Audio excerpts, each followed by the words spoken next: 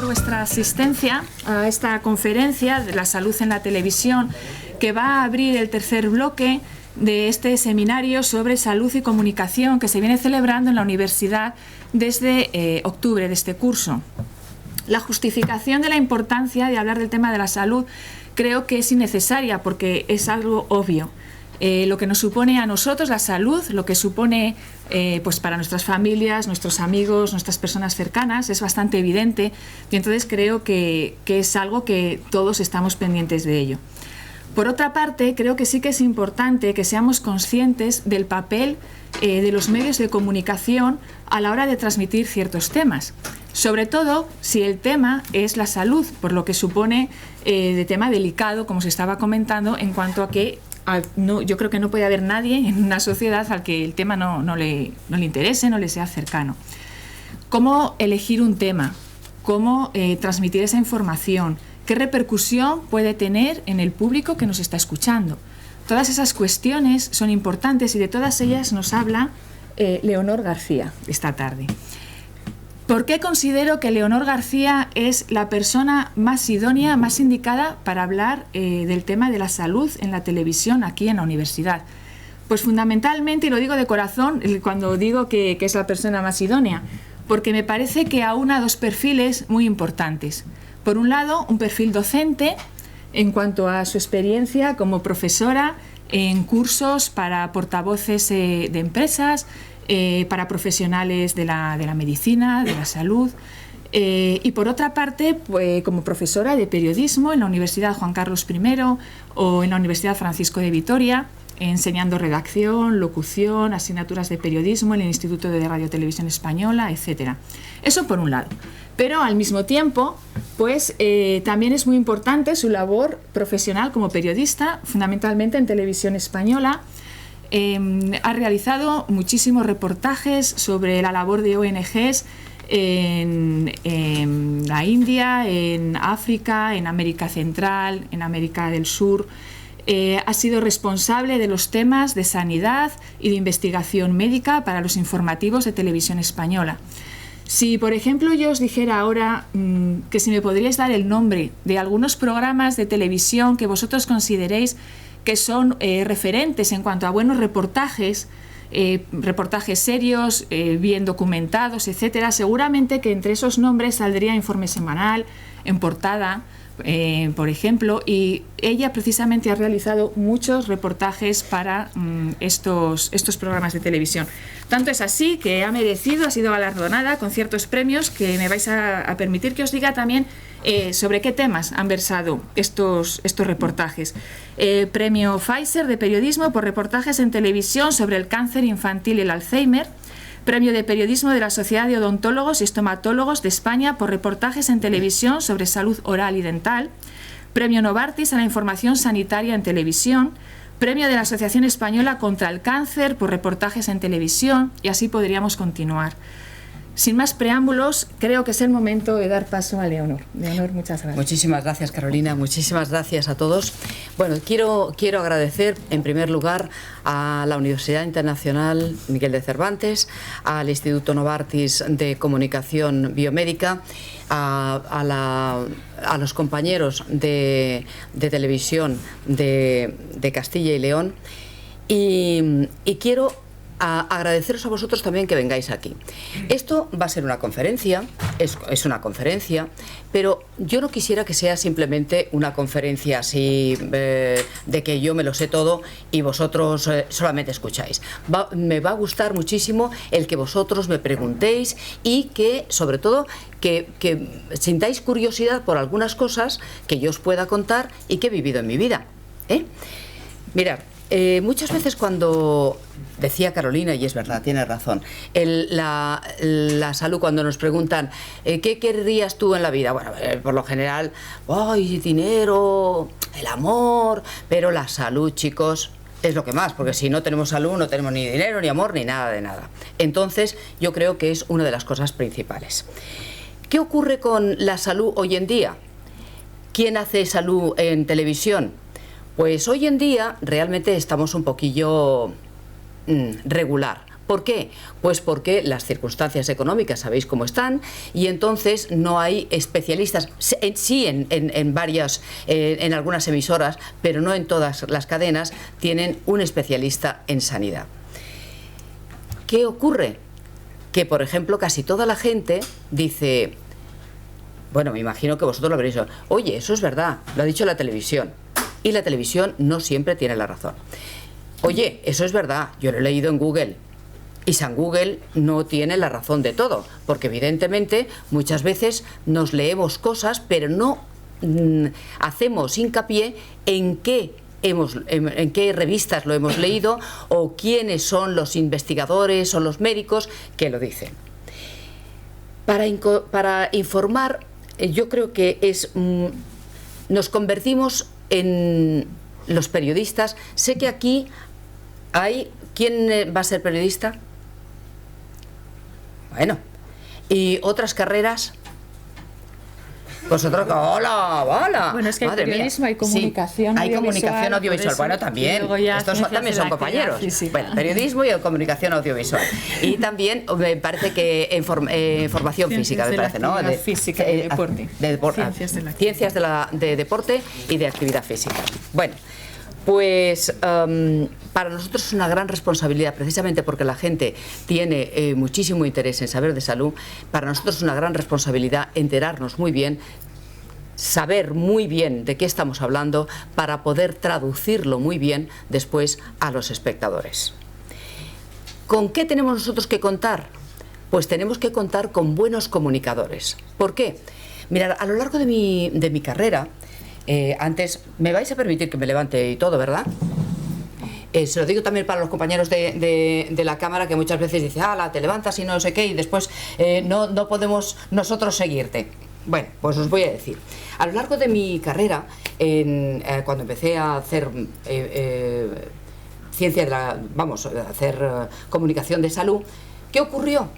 Que yo iba a los médicos y me decían unos palabras que yo me quedaba petrificada. Porque yo he estudiado periodismo, pero yo no he estudiado medicina, para nada. Iba a los investigadores, tanto igual, me decían, porque yo estoy investigando sobre el... palabras, que yo me quedaba fuera. Al principio no me atrevía a decir nada.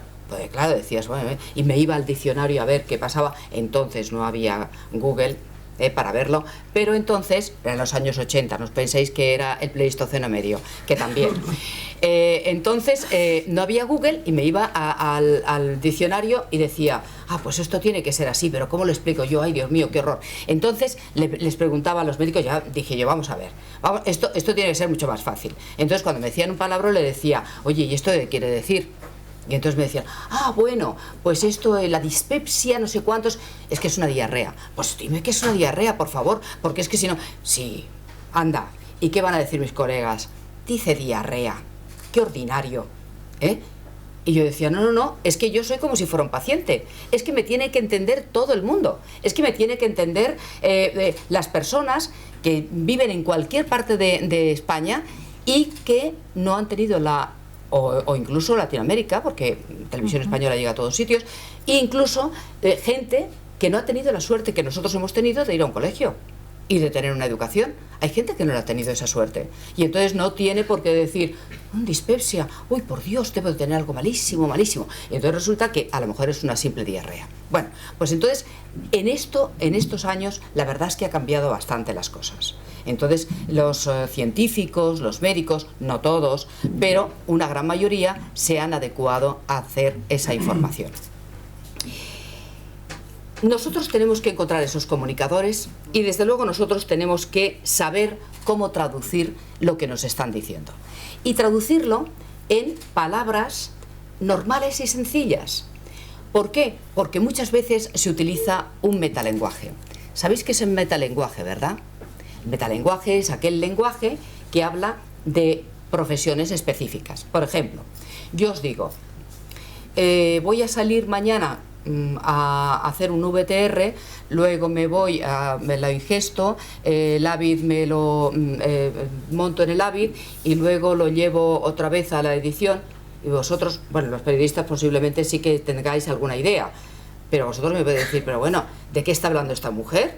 ¿Qué va a hacer? Por el amor de Dios, que nos lo explique. Pues simplemente voy a decir que voy con un compañero cámara, me voy a ir, voy a rodar unas imágenes, voy a hacer unas entrevistas y luego voy a verlas en el ordenador, voy a hacer el guión y lo voy a montar. Entonces es el lenguaje específico de cada una de las profesiones. ¿Qué ocurre? Que si nosotros decimos el lenguaje específico de mi profesión, hay mucha gente que se va a quedar fuera. Lo mismo que, por ejemplo, un investigador o un médico, si habla para decir, es que mis compañeros a lo mejor me están oyendo, yo siempre les digo, sí, mis compañeros, ¿qué van a decir? Es que esto es vulgarizar un poco. Y yo siempre les digo, vale, decir el palabra y luego traducirlo en lo normal, en una expresión que la entendamos absolutamente todos. Por una parte es eso. Luego tenemos que escoger muy bien las imágenes que vamos a poner. Porque decían los chinos que una imagen vale más que 1000 palabras, lo habéis oído muchísimas veces. Y es verdad. ¿Qué pasa con la televisión? Que muchas veces estamos en casa, ponemos la televisión y no sabemos qué dice. Porque a lo mejor estamos leyendo un libro o cocinando o haciendo cualquier otra cosa. Pero nos están acompañando las imágenes. Y a veces la imagen es muchísimo más viva, mucho mejor, nos llega mucho más y dice que, oye, era interesante esto, pero no sé. Bueno, ahora tenemos, por ejemplo, nos vamos a la web de las cadenas y entonces volvemos a repetir, se repite la jugada. Pero por lo general, sí, hay personas que no tienen web, hay personas que todavía no utilizan las redes y entonces pues dice, oye, esto era interesante, ¿verdad? Esto, espérate un momentito porque esto era interesante, pero no me acuerdo, pero qué te ha dicho, pero qué. Y entonces tenemos nosotros que saber traducirlo con palabras, traducirlo bien y hacer el reportaje. Nosotros lo solemos hacer, al principio hacemos, como se hace siempre un reportaje, una cosa que sea con fuerza para que la gente empiece a verlo. Después está las palabras, digamos el jamoncillo, son todos los datos de la noticia. Y luego volvemos otra vez a subir el tempo, lo volvemos a subir al final para que la gente se quede con la noticia. Y la volvemos a repetir. ¿Por qué? Pues muy sencillo, porque no todo el mundo enciende la televisión al mismo tiempo. Y porque si nosotros encendemos la televisión y dice, uy, me he quedado a la mitad, espérate, y esto que está es interesante, entonces podemos, si nos lo repiten, podemos volverla a hacer. Y luego tenemos que tener mucho arte, mucho arte, mucho arte. ¿Por qué? Pues porque a las redacciones llegan cientos de miles de correos electrónicos, de información, y todo el mundo quiere que salga su noticia en televisión. Decía, ¿quién conoce a Andy Warhol? Uy, madre mía, ¿sí? Ay, bien, vale. Pues Andy Warhol decía, todo el mundo tendría que tener 15 minutos de fama en la televisión. ¿Por qué? Porque lo que no existe en televisión o lo que no existe en las redes, no existe. ¿Y por qué entonces los políticos, los médicos, los ingenieros, todo el mundo se pelea, incluso las ONGs, por salir en televisión? Porque si su trabajo no se ve en televisión, parece que no existe. Y entonces, de ahí la importancia. Entonces, nosotros tenemos que tener mucho arte en contarle al editor qué es lo que estamos nosotros haciendo. Oye, tengo un reportaje estupendísimo y fíjate, trata de esto, de lo otro, de tal, y darle también un tirón con una especie de titular bueno, para que la gente se quede, para que el editor diga, oye, sí, vamos a poner esta noticia que parece que es muy interesante, porque primero tenemos que convencernos nosotros y después para esa convicción tenemos que traspasarla a los editores, que son los que van a escoger las noticias que van a salir en el telediario. Y luego es muy importante escoger los testimonios. ¿Testimonio de quién? Pues, por ejemplo, si hacemos un reportaje para un telediario, y ahora os voy a contar frustraciones, que en esta profesión existen muchas frustraciones. Me vais a decir, sí, hombre, lo primero, el encontrar trabajo. Pues claro, esa es una primera. Segundo, y que el trabajo además esté pagado normalmente. Eso es otra de las frustraciones. Pero en el periodismo existen una serie de frustraciones personales que os voy a contar algunas de ellas para que veáis. Por ejemplo, me fui a la India y estuve en India haciendo lepra. Y estuve con una ONG que estaban cuidando a leprosos, etcétera, etcétera. Y nos fuimos a los Slam. ¿Quién ha visto Slumdog Millionaire? Bueno, casi todos, vale. Pues eso de Slumdog Millionaire es eso y mucho más. O sea, es impresionante. Allí en unos charcos de agua inmunda lavan la ropa, se lavan ellos, lavan los utensilios de cocina, etcétera, etcétera. Las casas no son ni siquiera de ladrillo ni nada de nada, son 4 cañas y un poquito de plástico y algunas maderas, y ahí viven hacinados absolutamente. Entonces la lepra, que es una enfermedad que se cura, pero que si te la tienes, evidentemente la puedes frenar pero no curar, pues evidentemente hay niños niños y personas mayores que, como no sienten, la lepra te paraliza los nervios y entonces no sientes, pues todos los animales que hay allí, ratas, etcétera, etcétera, pues se pueden comer cualquiera llevan muñones porque han sufrido amputaciones precisamente por eso, o se cortan y no se dan cuenta. Bueno, no os podéis imaginar, la gente es maravillosa, es encantadora, deliciosa. Estuvimos en Bombay, es encantadora, deliciosa, los niños son preciosos, monísimos. Les decíamos, ¿quieres un picture? Y entonces hacían así, y entonces yo me marchaba y decían, madam, picture. Y de esto, ¿por qué no me dicen que no y ahora que sí? Y entonces la gente que iba con nosotros dice, no, los indios es que te dicen así que sí, hacen así. Cuando te dicen que no es no, y cuando te dicen que sí, con las cervicales, pim. Bueno, pues entonces yo decía, pues vamos a hacer una fotografía. Y entonces eran unas fotografías preciosas porque eran unos niños preciosos. Un olor, ese olor acre, horrible, espantoso. Pero luego llegas a un mercado allí mismo y es un olor maravilloso a flores, porque inmediatamente aparecen ellos con unas ristras de flores, con unos collares de flores, te ponen el tilak que en rojo, en negro, tienen incienso. Bueno, es una maravilla, la verdad que es una maravilla. Y ahora os viene decir, bueno, ¿y por qué me está contando este rollo esta mujer? Pues viene a la frustración. Porque yo me traje, entonces eran cintas, ahora es simplemente una pastillita y ya tienes toda la información allí, pero antes eran cintas. Me traje como 15 cintas de 2 o 3 horas cada una. Me las vi todas absolutamente. Hice como 15 reportajes, pero de 1,5 minutos, a lo mejor 5 minutos, y no puedes transmitir todas las cosas.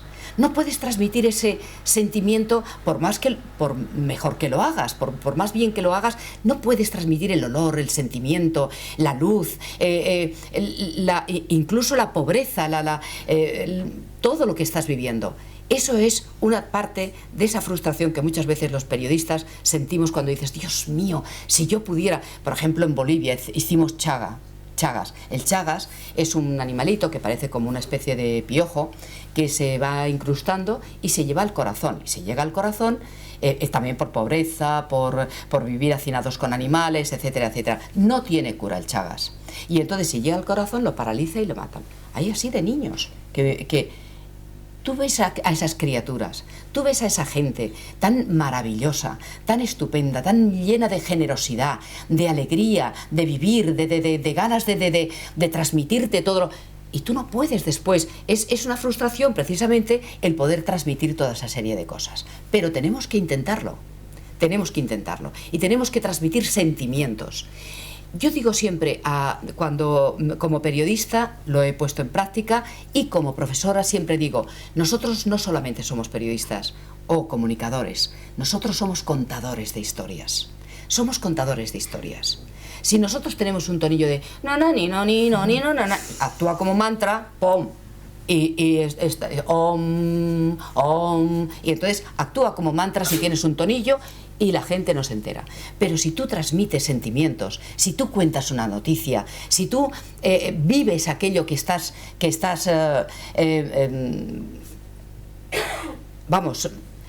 te entra por todos los poros de la piel, entonces eso se transmite al público.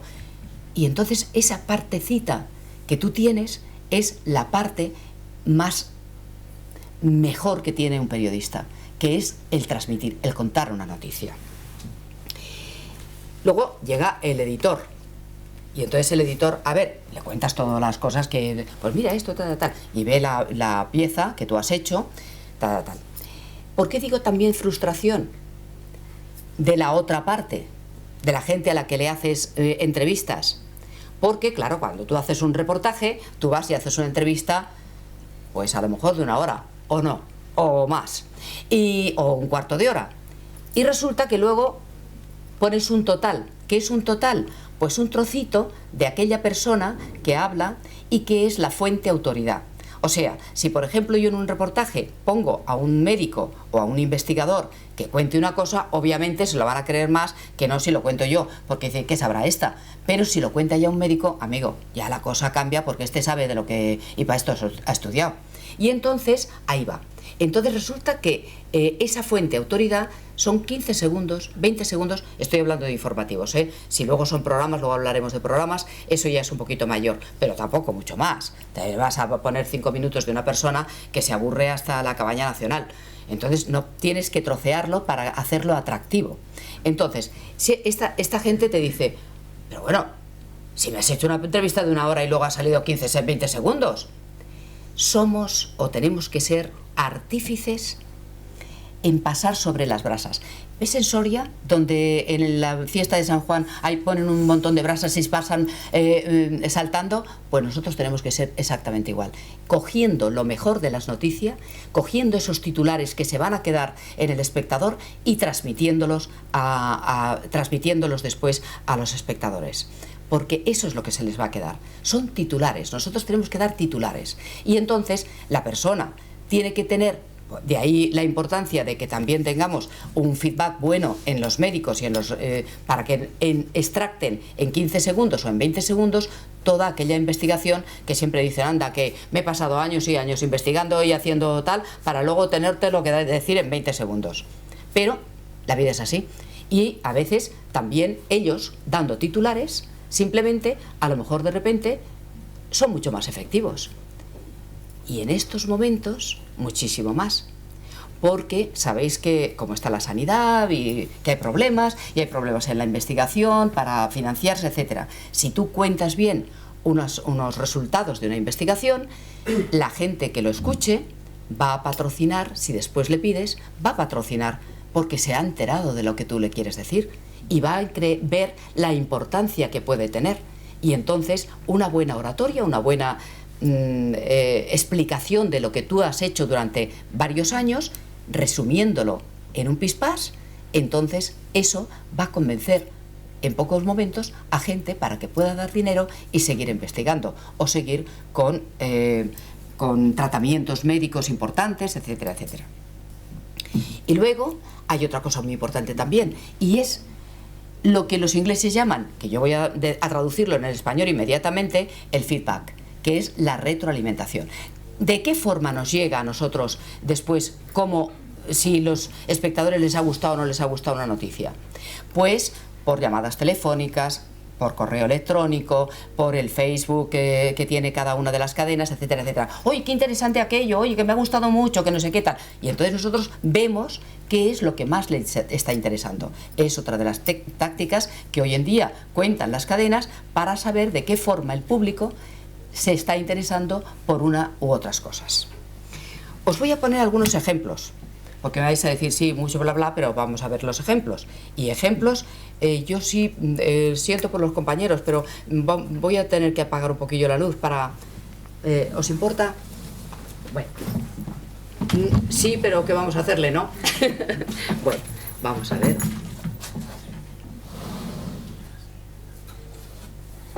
Os voy a poner... Mira, este es interesante.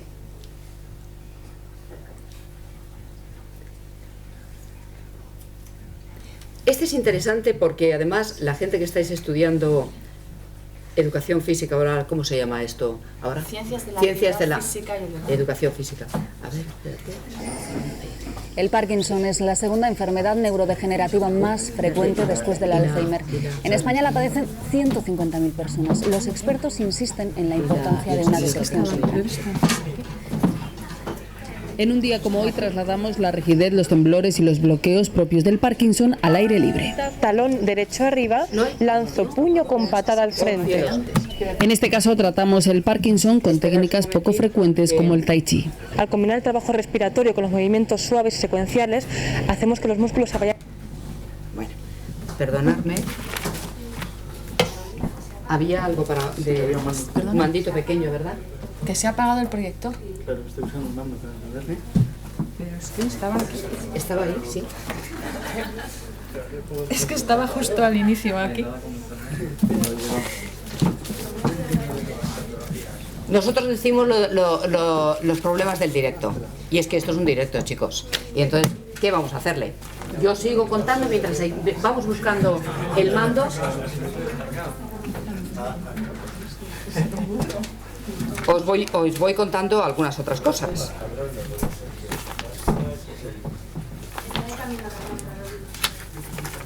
Es que estaba aquí.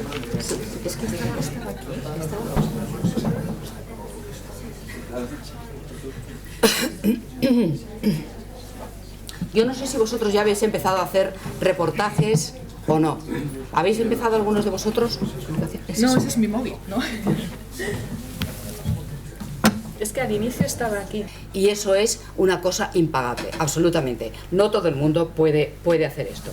Y ahora, ya sin más, os voy a poner, porque si no dice esta señora se enrolla. El Parkinson es la segunda enfermedad neurodegenerativa más frecuente después del Alzheimer.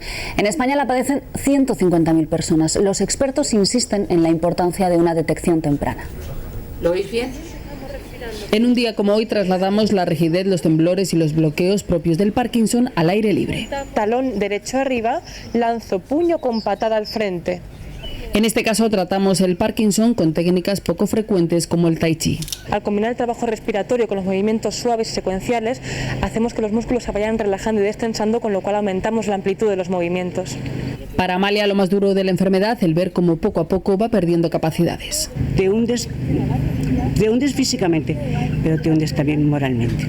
Importante tener un diagnóstico lo antes posible. Hay una idea general en las familias que las personas mayores pues ya tienen que tener temblor o alguna dificultad, con lo cual no van al neurólogo. En nuestro país el 30% de los casos de Parkinson está sin diagnosticar. Esta enfermedad afecta en España a 150.000 personas y solo 1 de cada 10 es menor de 45 años. Es el caso de José María, se lo diagnosticaron con 40 años. Cada día tiene un síntoma diferente y bueno, y hay que luchar día a día como un superhéroe. Actualmente se implantan electrodos en el cerebro para controlar temblores o rigidez, técnicas que se aplican ya en la Comunidad de Madrid. El objetivo, conseguir que el Parkinson no paralice sus vidas. ¿Veis?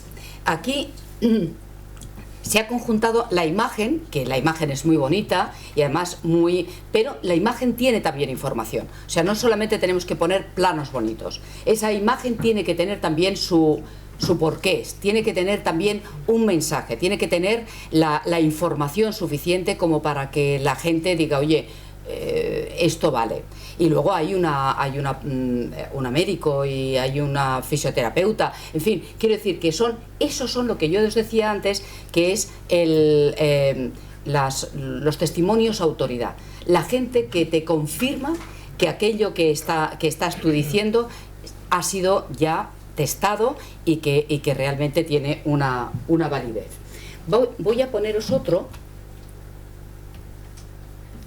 He traído muchos, o sea que no os creáis, pero no voy a ir. A ver,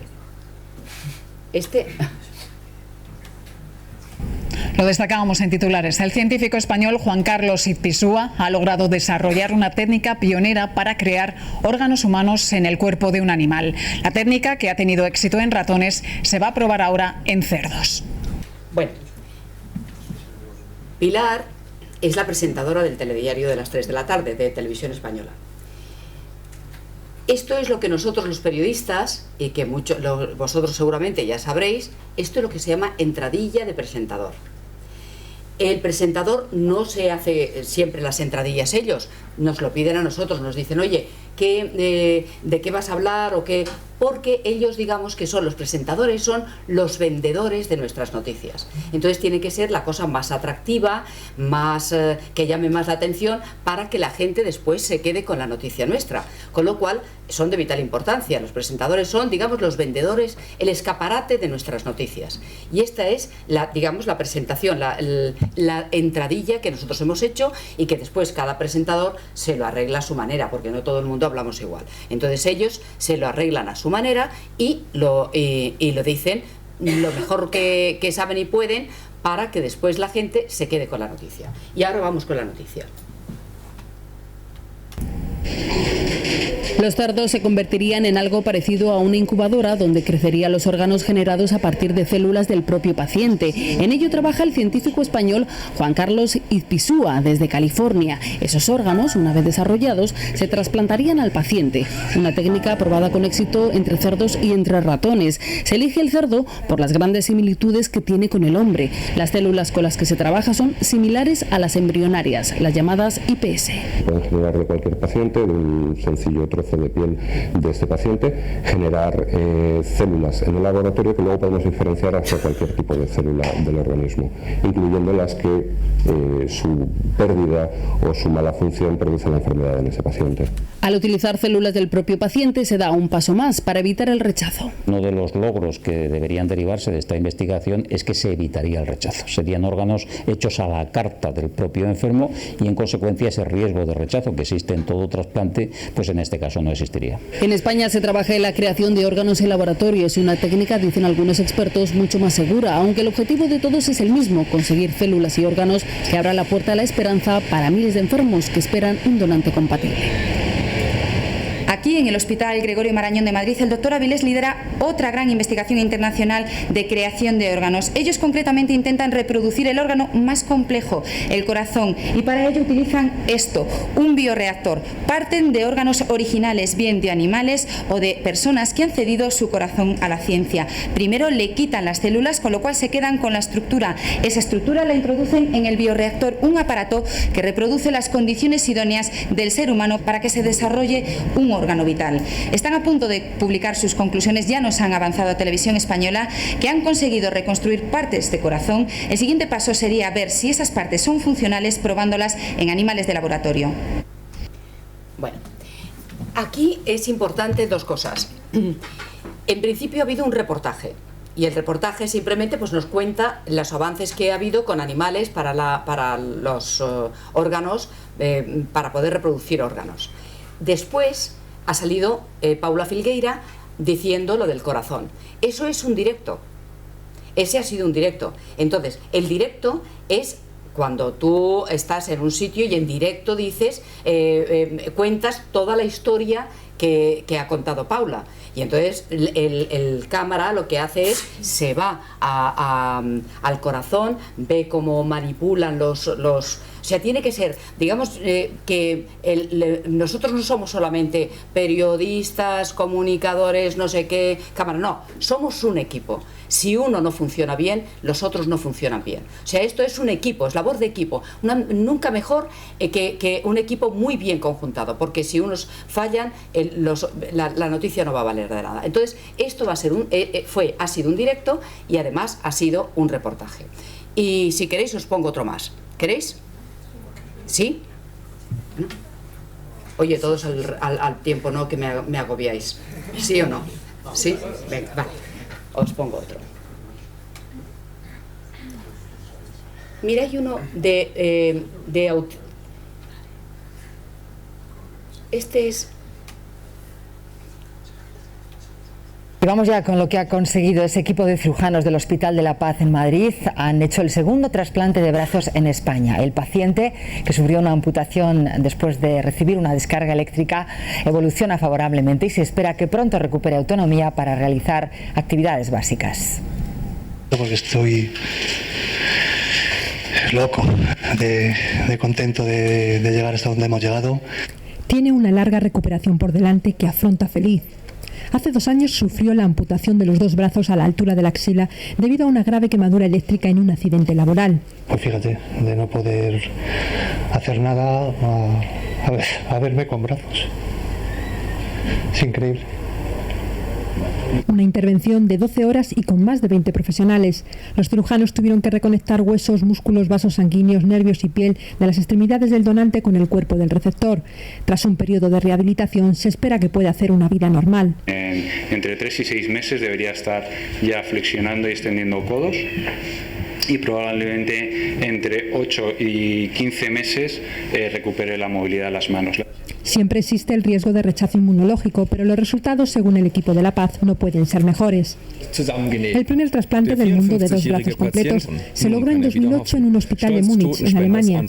La primera intervención en nuestro país la realizó el doctor Cavadas en el Hospital La Fe de Valencia pocos meses después. Bueno, lo importante en este reportaje es también, habéis visto que, por ejemplo, cuando le preguntan a este hombre, bueno, cómo se siente y no sé qué y tal, cuando está en la cama, no solamente cuando está en la rueda de prensa, que está con los bracillos así el pobre, sino cuando le preguntan en la cama, ha hecho muy bien la compañera en quedarse un momento para ver la emoción de este hombre. Nosotros no tenemos que buscar las lágrimas, porque eso es ensañarse un poco, pero sí buscar la emoción. Un hombre que ha perdido los brazos por las axilas y que luego ha recuperado los brazos, eso es una emoción que se traduce, y entonces hay una especie como de silencio, porque también el silencio es comunicación. O sea, muchas veces una pausa, que es la pausa valorativa, una pausa valorativa tiene el efecto absoluto de impresionar, de emocionar o de transmitir tanto como una palabra. Y os voy a poner una última final, porque si no me vais a decir, oye, que estás solamente poniendo vídeos. ¿Queréis una más? Sí, bueno. Y ahora, ya esto como es barra libre, os doy a escoger. Tengo una de autismo, sobre autismo, y otra es de melanoma. Venga. Autismo, venga, vale. Es difícil hacer por ejemplo, el del autismo es muy difícil, porque tienes que tener luces azules en ciudades, o este vídeo en el que ha participado Televisión Española para concienciar que las personas con autismo solo son diferentes en su capacidad de comunicación. Nos lo recuerdan las familias de las 350.000 personas que tienen este trastorno en el Día Mundial de Concienciación del Autismo. ¿Qué ves? Yo veo. Bueno, médicos y familias. Aquí he parado para contaros. Lo que ha hecho Pilar antes de salir es la voz de Pilar, que está diciendo vídeos como este, explican. Eso se llama hablar en colas. Cuando, por ejemplo, una persona está hablando, cuando la presentadora está hablando, el presentador está hablando y le cubren con imágenes. Eso se llama en colas. Y luego ya sale ella, explica un poco más y da el paso al reportaje. Quieren llamar la atención sobre las necesidades de las personas que sufren este trastorno, muy difícil de diagnosticar en su etapa inicial. El día a día de Adrián es un continuo movimiento difícil de seguir. Le diagnosticaron autismo con 3 años tras un largo peregrinaje de médicos. Vivía en su mundo interior, un signo que advierte también sobre este posible trastorno. No mira si el niño no quiere jugar con otras personas, si el niño no echa los brazos, si el niño no, pues eso, intenta interaccionar de alguna manera, ¿no? Ahora los padres de Adrián luchan para que su hijo tenga una vida lo más normal posible pese a las dificultades. Es muy difícil incluir a nadie en la sociedad que requiere unos apoyos específicos y esos apoyos específicos no están. Se calcula que en España puede haber 350.000 personas con autismo, un trastorno que se da en 1 de cada 150 nacimientos y que sobre todo afecta a varones. Están aprendiendo a comunicarse con el mundo. La música les hace de traductor. A través de la música aprenden a pedir qué les gusta, qué no les gusta, qué instrumentos quieren. Vital en su desarrollo como adultos, conseguir autonomía, por ejemplo, trabajando. Son perfeccionistas, se centran en los detalles, por lo tanto, tareas como archivar, como almacenar, como cadenas de montaje, ese tipo de tareas ellos los pueden hacer fenomenal y nunca se van a frustrar. Exhaustivos y trabajadores, perfiles que sin duda merecen una oportunidad. Y ahora os voy a hablar de un tema, si podéis encender la luz ya podéis. de un tema vital en esta clase de reportajes y me ha gustado mucho que hayáis escogido este para el final. ¿Por qué? Pues porque los periodistas, además de ser periodistas y transmitir noticias, somos seres humanos. Entonces, hay una de las cosas que siempre tenemos que tener en cuenta y es un respeto absoluto hacia personas que tienen alguna disminución física, o bien que a lo mejor tienen algún problema en el habla o que tienen algún problema. Tenemos que ser absolutamente respetuosos, porque puede llamar a broma, a risa, y eso es crueldad. Y nosotros lo que somos transmisores de noticias, no crueles. Entonces tenemos que tener lo mismo que, por ejemplo, las imágenes con los niños o niños pequeños, que además está prohibido que saquen caras de los niños pequeños, solamente salen los piececitos y tal, a no ser que los padres lo permitan y entonces sea una cosa suave, como por ejemplo, ¿qué le has pedido a los Reyes Magos? Y entonces, claro, si salen unas piernecitas diciendo yo le pedí un coche, es una tontería.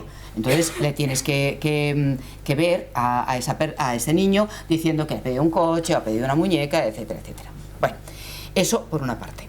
He estado hablando hasta ahora de informativos, pero hay otra clase de programas. Está, por ejemplo, informe semanal, son 15 minutos, está crónicas, que son 45, está en portada, que es una hora. Entonces, eso tiene otro formato, otro tempo.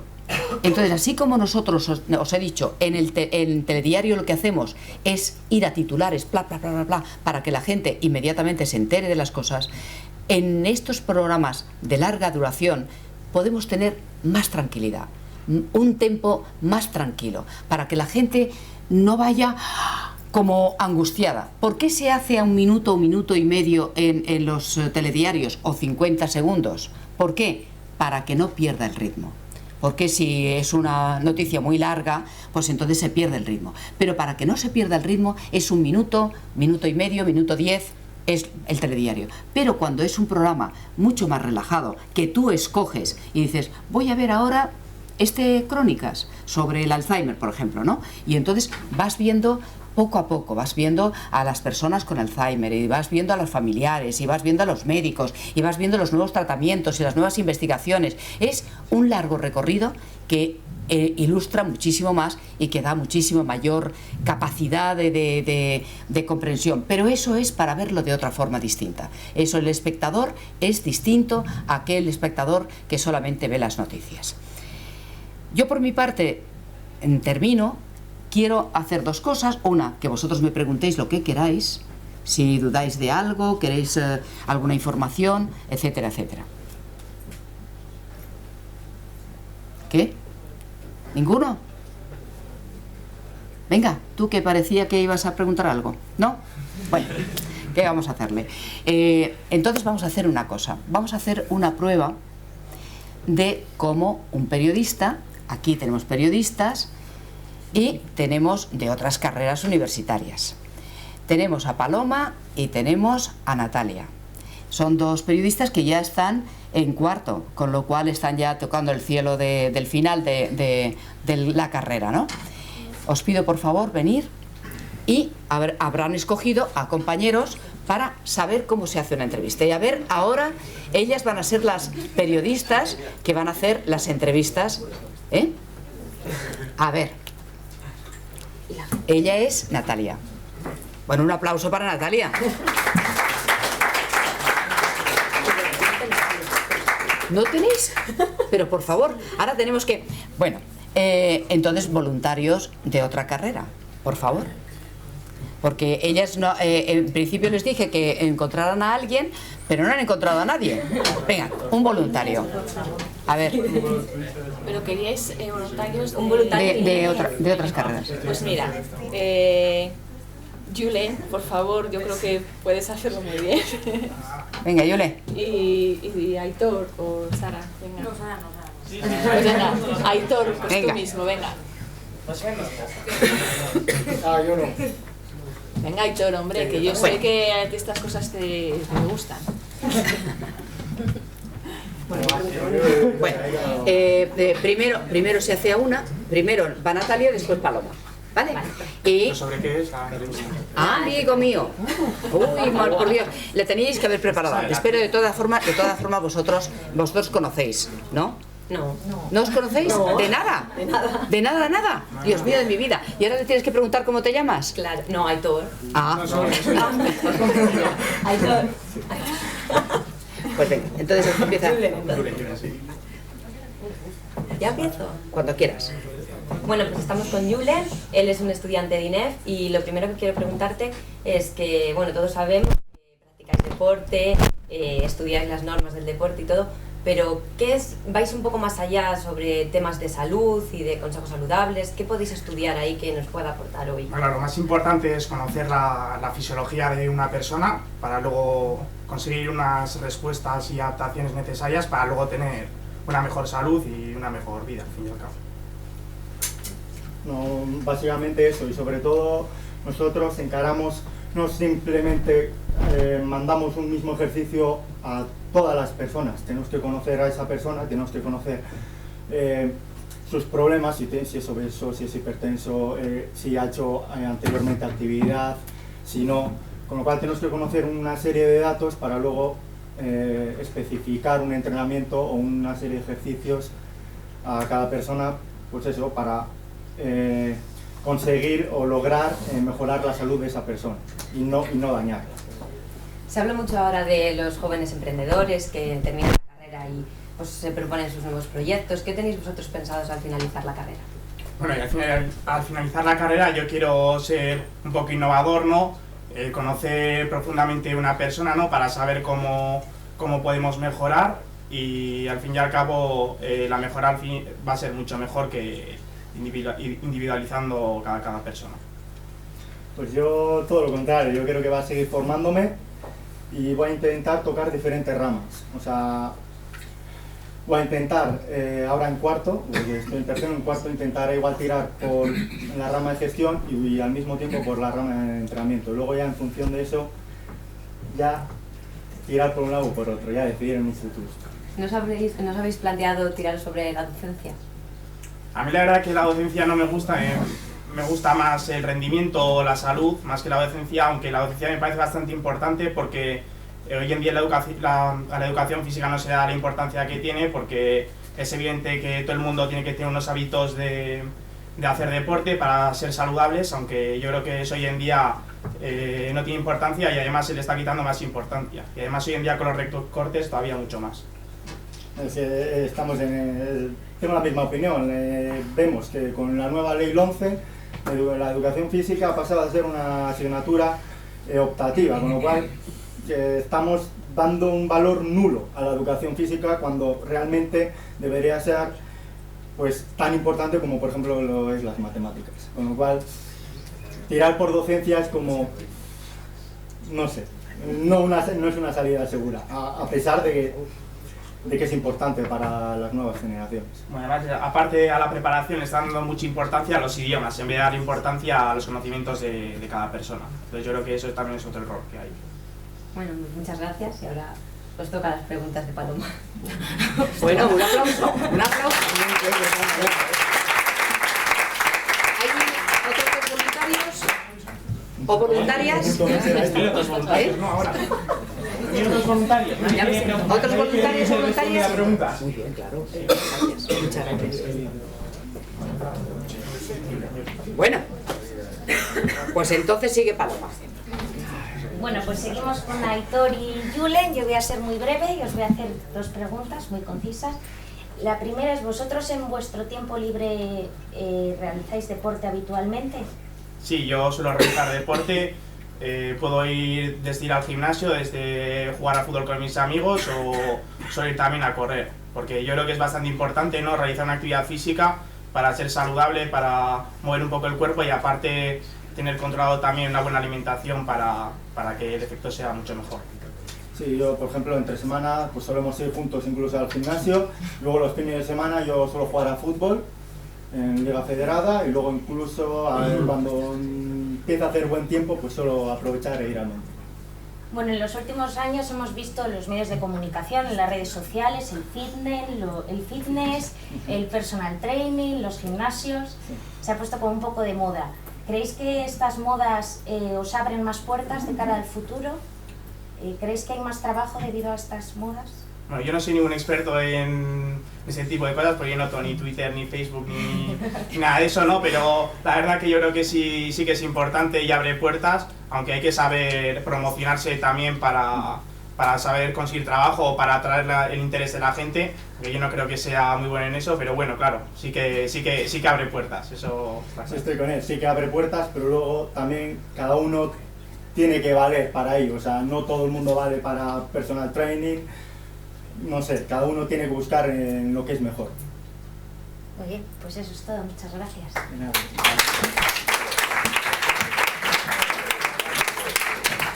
Bueno, vaya dos periodistas y vaya señores explicándose bien, ¿eh?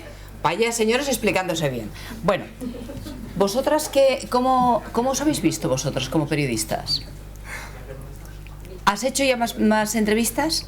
Sí, he estado en prácticas en la tele. ¿En la tele? Ah, amiga mía. ¿Y qué es lo que más te gusta dentro de la tele? Todo, no sé, me gustan. Reportajes, presentaciones, directos. Sí, presentaciones y directos y eso me encuentro cómoda con ellas. Vale. ¿Y a ti, Paloma? Yo es que nunca he hecho nada de televisión, no es que me atraiga especialmente, la verdad. ¿Qué es lo que te atrae? Me gusta más la prensa escrita. ¿Por qué? No me siento muy cómoda rodeada de cámaras, la verdad. Pero bueno, nunca se sabe. Vale. ¿Sabes cómo está nuestra profesión cambiando? Hoy en día me imagino que te estarás preparando también para saltar a las redes, como bloguera o lo que sea, ¿no? ¿Sí? ¿Tienes tu blog? No, por ahora. Todavía no. Bueno, tenéis la suerte de estar en esta universidad, que la verdad es que os preparan para todo. Y vosotros, venga, ¿no estáis vosotros dispuestos ya a montar un gimnasio o lo que sea? No está muy difícil. Es difícil el GoFit y te absorben entero. Te absorben entero, ¿verdad que sí? Bueno, ¿qué preguntas me queréis hacer sobre la vida laboral o sobre las experiencias que he tenido en mi profesión? Dime. Casi todos los días hay un día mundial de alguna enfermedad y la televisión siempre se habla mucho de ciertas enfermedades como el cáncer de mama, el de Parkinson, hemos visto el autismo. No sé si desconozco cómo se trabaja en televisión española, si es el propio periodista que produce esos temas y el que se pone en contacto con las personas a las que quiere entrevistar, y cómo decides en este caso el enfoque que le quieres dar cada año a un mismo tema. Muy buena pregunta, porque los días mundiales los determina la OMS, la Organización Mundial de la Salud. Entonces, hoy en día casi hay día mundial para todo. Hay el día mundial, raro es de los 365 días que no haya un día mundial de algo. Y de las enfermedades, desde luego, hay unos días mundiales impresionantes. Ahora, por ejemplo, pues evidentemente las enfermedades menos conocidas están haciéndose un puesto, por ejemplo, las enfermedades raras, etcétera, etcétera, se están haciendo un puesto para que, lo que decíamos antes, si se oye en televisión, evidentemente existen las cosas, con lo cual se puede pedir más ayudas, se puede pedir a las autoridades que tomen conciencia sobre estas enfermedades o sobre los tratamientos o incluso sobre las investigaciones, etcétera, etcétera. ¿Qué ocurre? Que nosotros es como un poco el día de la marmota. Y la sensación repetida termina por desaparecer. Decían en arte dramático, dicen que la sensación repetida termina por desaparecer. ¿Qué quiere decir eso? Que si por ejemplo un día lloras y ves sangre, te desmayas. Pero si ves sangre todos los días te acostumbras. Con lo cual es un poco... no tiene ningún valor. Entonces, de ahí la importancia de ser lo más original posible. De ahí la importancia que me preguntaban en la televisión de Castilla y León, de, por ejemplo, cómo se afrontan los días estos con originalidad y cómo se busca. Pues me decían, ¿es necesario un especialista en información de la salud, por ejemplo, en televisión? Pues es importante. es muy importante. ¿Por qué? Porque domina, por ejemplo, a todas las personas que saben que están investigando sobre cosas nuevas, que están haciendo tratamientos experimentales, se conoce también asociaciones de pacientes, etcétera. Y le puedes dar una vuelta al año siguiente para no, porque si no le dices, oye, saca el reportaje del año pasado que vale igual. Porque es otra vez la gripe, otra vez la alergia, otra vez... Y entonces tienes que buscar siempre cosas distintas para que, siendo la misma noticia, se refresque y parezca distinta. Y eso es, digamos, un arte. Eso tienes que... Es interesante precisamente tener conocimientos, una buena agenda y tener imaginación para poder refrescar constantemente noticias que son el día de la marmota, una vez más, otro año más, otro año más, y que, ya os digo, que puede terminar anulando la importancia. Cuando, por ejemplo, en el año 69 se llegó a la Luna, ¿no? Bueno, aquello fue la leche, hablando mal y pronto, increíble, todo el mundo, ¡wow! Después mandaron un montón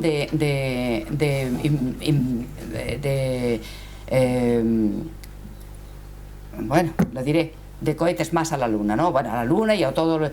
Hoy en día cuando dicen van a ir a Marte y en Marte no sé qué, pues hombre, sí te interesa, dices tú, hombre, mira, en Marte está bien, pero vamos, ya no es tanto como cuando la primera vez un pie, la huella, la no sé qué, nos lo han puesto ya, que es que no lo sabemos aunque no lo hayamos vivido.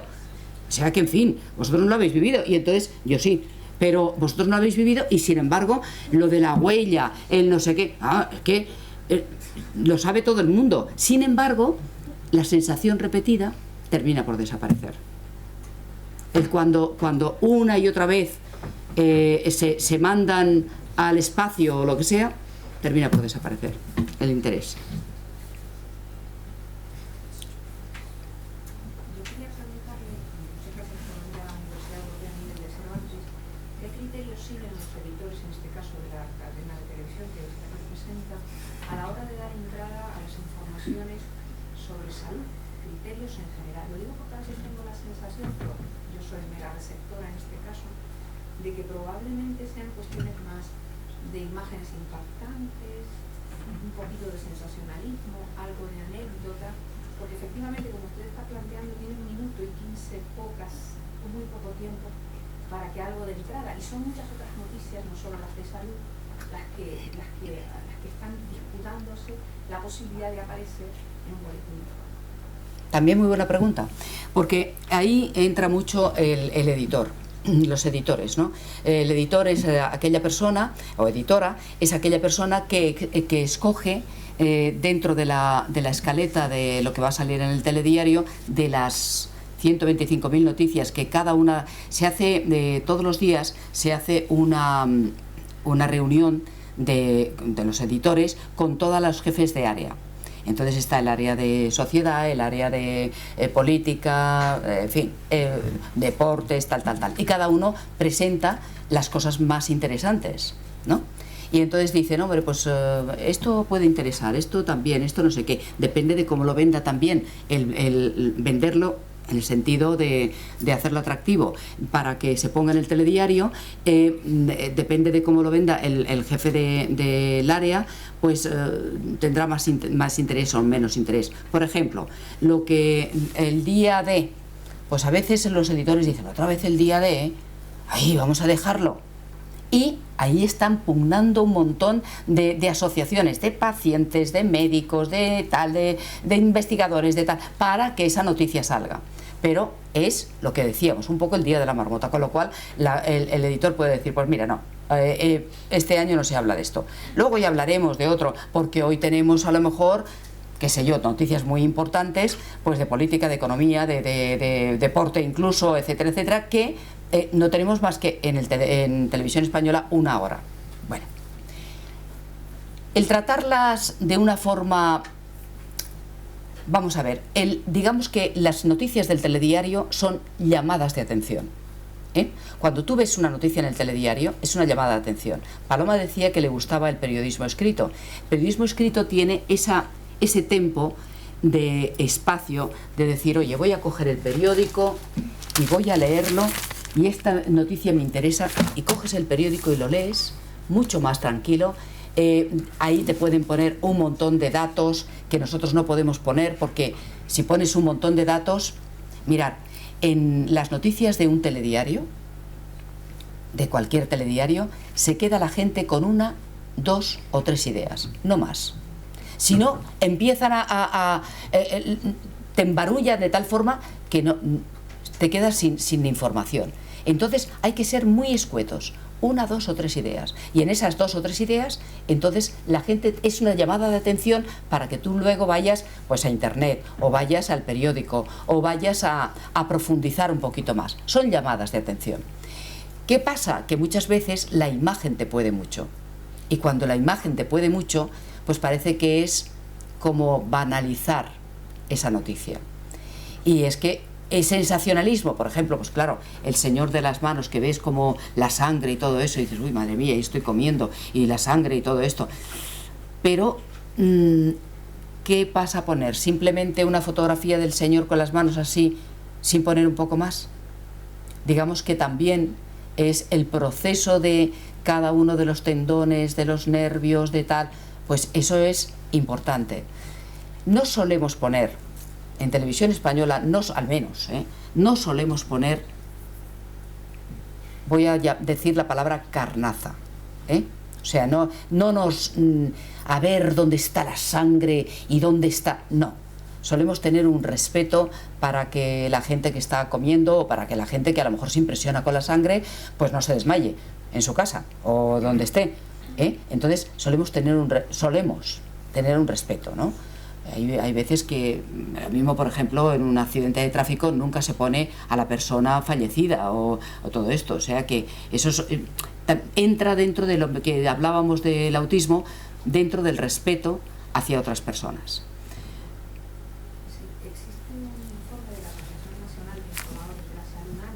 Sí. Al respecto de la situación de los periodistas de salud en este caso, y se aluden a posibles, me ha generado ahora lo que se ha notado una curiosidad, sí, posibles presiones que reciben los periodistas de salud a la hora de elaborar sus informaciones. Hablan incluso de las presiones que ejercen algunas empresas farmacéuticas. En ese informe hay material sobre eso.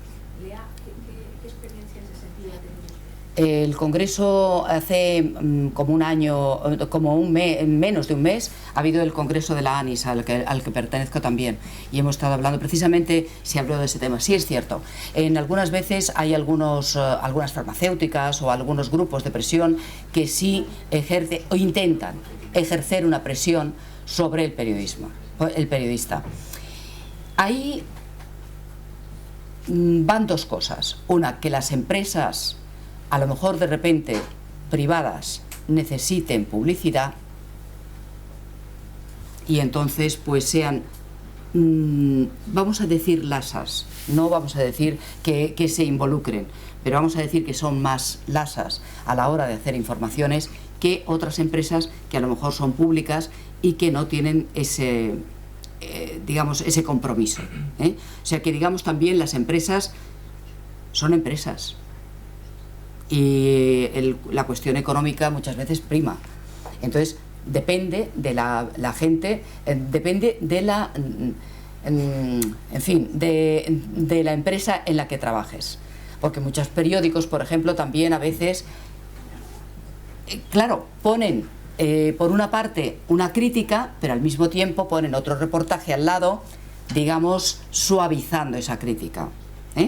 Es un poco no dejar a ese cliente que se vaya, a no ser que la cosa sea muy grave, y entonces ya eso es ética profesional. O sea, la cosa de ética profesional, entonces dices, no, perdón, pero esto por aquí no paso porque esto es peligroso o lo que sea. Y entonces sí que la ética de cualquier empresa tiene que primar. Y desde luego el periodista, obviamente, tiene que saber seleccionar. Y quién, voy a decir la palabra que nosotros decimos, ¿quién te vende una moto? porque mucha gente te va diciendo esto es una maravilla, esto no sé cuánto, tal. Tienes que saber quién te dice que es una maravilla y quién está detrás de la maravilla para saber si es verdad o mentira. Ahora, en los periódicos digitales, en las noticias, incluso las que se cuelgan de los informativos en internet, siempre dejan un espacio para la opinión. Has dicho que eso sirve también para sondear sobre qué se puede interesar, qué temas puede interesar a la gente. ¿No crees que también tiene sus riesgos el hecho de que la gente pueda opinar sobre todo? Porque no sé. Tiene sus riesgos, sí, es verdad. Tiene sus riesgos. Todo lo que, digamos que se abre, se abre al público. Y entonces pues el público, y no tienes un filtro, porque cuando tú entras en una página de Facebook o lo que sea, tú pones tu opinión. Es verdad que la empresa no se hace cargo de las opiniones que se viertan. O sea, son opiniones libres, estamos en un país libre en lo que se puede decir todo, pero se puede también, si es ofensivo, a veces la cosa puede ser ofensiva y entonces es un peligro, es cierto. Estamos abiertos un poco, hoy en día estamos un poco abiertos a que cualquier cosa se viertan opiniones que incluso pueden ser interesadas, porque ten en cuenta que no solamente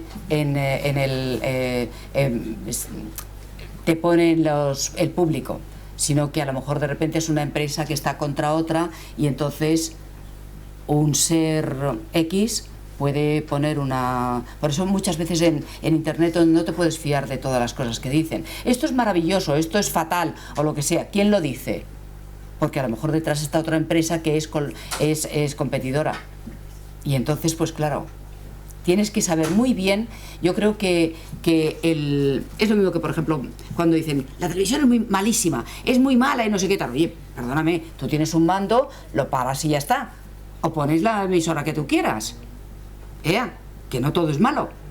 Entonces puedes poner lo que tú quieras, pero es exactamente igual. O sea, tú puedes escoger el ver, el ser crítico con todas las cosas que aparecen en los medios. Y medios me refiero también a internet. Sí, es que ahora hay como ciertos grupos gente que está en contra de la homeopatía, todas las noticias que salen sobre la homeopatía son una basura, que no contestan la información, ¿qué tal? ¿Quién está detrás? No, pero ya no es gente que esté detrás, sino que yo creo que mucha gente de la que opina también habla desde el desconocimiento de cómo se hace nuestra profesión, ¿no? De nutrición o de lo que sea, y hablan de todo, y efectivamente a veces si tú eres consciente de una cosa y sabes de verdad, pon las razones y pon tu nombre y apellidos, que muchas veces van anónimos, y entonces estamos en un país libre, puedes opinar.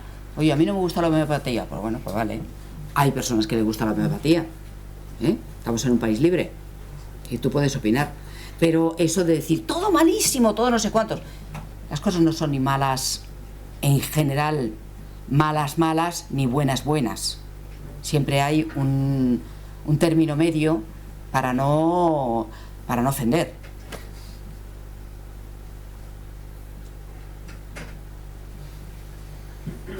¿Te he contestado?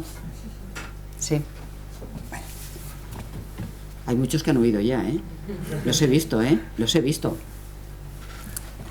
Bueno, si tenéis alguna pregunta más, si no, os agradezco muchísimo de verdad el haber estado aquí, vuestra atención, y os deseo toda la felicidad del mundo, que encontréis un trabajo con un montón de dinero y sobre todo que tengáis mucha salud.